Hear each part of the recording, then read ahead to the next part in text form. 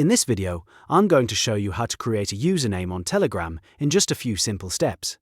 If you use Telegram regularly, having a username makes it much easier for other people to find and contact you without sharing your phone number. It also gives your profile a more professional and easy-to-remember identity. So if you want to set up or change your Telegram username quickly, you're in the right place. And before we jump in, please make sure to hit like and subscribe for more helpful tutorials just like this. Alright, let's get started. First, open the Telegram app on your device. Once Telegram loads, look at the top left corner of the screen and tap the menu icon, which looks like 3 horizontal lines. This opens the main menu where you can access your account settings. From the menu, tap Settings. This will take you to your Telegram settings page, where you can manage your profile, privacy, notifications, and account details. Now on the settings screen, tap My Account. This is where your personal profile information is stored, including your name, phone number, and username. Next, find and tap Username.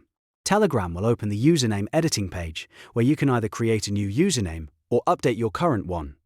In the username field, type the username you want to use. Keep in mind that Telegram usernames need to be unique, so if the one you want is already taken, you'll need to choose another version until you find one that's available.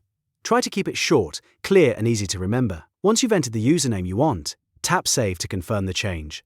Telegram will now update your profile with the new username, and from that point on, people will be able to find you using that handle. And that's it. You've successfully created a username on Telegram. It only takes a minute, but it can make a big difference in how easily people connect with you. If this tutorial helped, don't forget to like the video, subscribe to the channel, and turn on notifications so you don't miss the next one. Thanks for watching, and I'll see you in the next video.